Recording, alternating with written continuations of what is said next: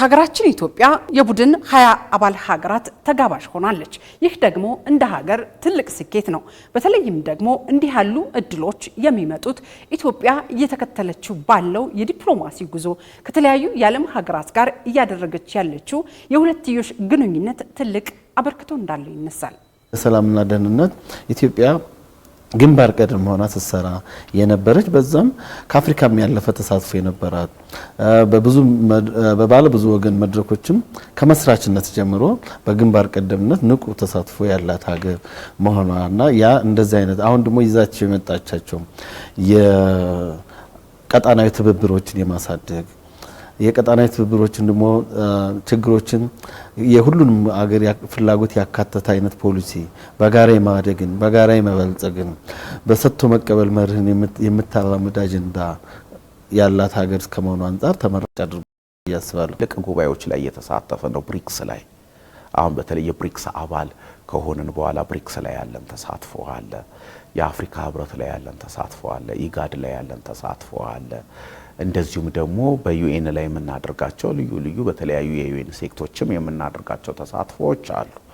ያውሩንም ጨምሮ ማለት ነው። ኢትዮጵያን ሲይዙ አፍሪካን እንደሚይዙ ይረዳሉ። በነገራችን ላይ ኢትዮጵያ ያደጉ ሀገራት ጥምረት ከሆነው ከቡድን 20 አባል ሀገራት ልትጋበዝ የቻለችው በምትከተለው የውጭ ጉዳይ ፖሊሲ ጭምር ነው። ባለብዙ ወገን የሚጠቅም ከሆነ ባለብዙ ወገን መድረክ ትጠቀሚያለች። የሁለትዮሽ የሚጠቅም ከሆነ የሁለቱን ትጠቀሚያለች። ሁለቱን በአንድ ላይ ማስኬድ ካለበሽም ታስኬዳለች። ስለዚህ ፕራግማቲስት ደግሞ ወይ ደግሞ እንደየሁኔታው እንደ የኢትዮጵያን ጥቅም መሰረት አድርጎ የሚከተል ፖሊሲ መሆኑም ለዛ ትልቅ እድል ፈጥሯል ብዬ አስባለሁ። የውጭ ጉዳይ ፖሊሲ ለጎረቤት ሀገር ትኩረት የሚሰጥ ነው። አንድ ለባለ ብዙ ወገን ጉዳዮች በጣም ትኩረት የሚሰጥ ነው። ኢትዮጵያ ሀገራችን ለብዙ አመታት ይሄ መልቲላተራሊዝምን ብዙሃንነትን በተለይ በጣም መልቲ እንትን የሆነ ነገር ኢንከሬጅ እንደማድረጓ ድምጿን የምታሰማ ሀገር እዚህ ላይ ያላት አቋም ጠንካራ መሆኑ ይሄ ነው።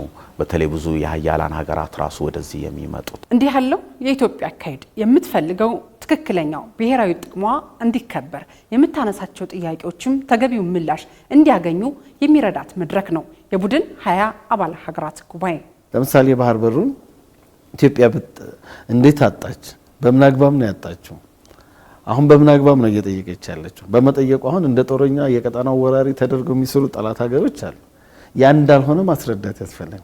በሰላምና በሰላም ብቻ ነው ለጋራ ልማት ብቻ መሆኑ እንደ ሀገርም ህልውናዋ ስለሆነ ሀገር ሆናም ለመቀጠል እንደሚያስፈልጋት ያ ደግሞ የሌሎቹ ሀገሮች ትብብር እንደሚያስፈልግ በዛ ጉዳይ ላይ በመታደርገው እንቅስቃሴ ላይ ደግሞ የማንንም ሀገር ጥቅም የማይጎዳ መሆኑ እንደውም የባከነ ሀብት መሆኑ ያንን በአግባቡ መጠቀምና የቀጣናው ላይ ለምሳሌ እነሱ የሚሰጉበት ከማይግሬት ከስደት ጋር ከሴኩሪቲ ጋር ከተለያየ ጉዳይ ላይ አቀጣናው ላይ የተፈጠረውን ችግር ለማስረዳት ቀረብ ብለሽ መንገርና በሩቅ መንገር አንድ አይደለም። ይሄን ለማስረዳት እድል ይፈጥራል። የኢትዮጵያን የእድገትና የብልጽግና ጉዞ የማይፈልጉ ሀገራት የሚያራምዱትን ያልተገባ እንቅስቃሴ ቆም ብለው ያስቡ ዘንድም ይህ መድረክ ትልቅ አበርክቷል።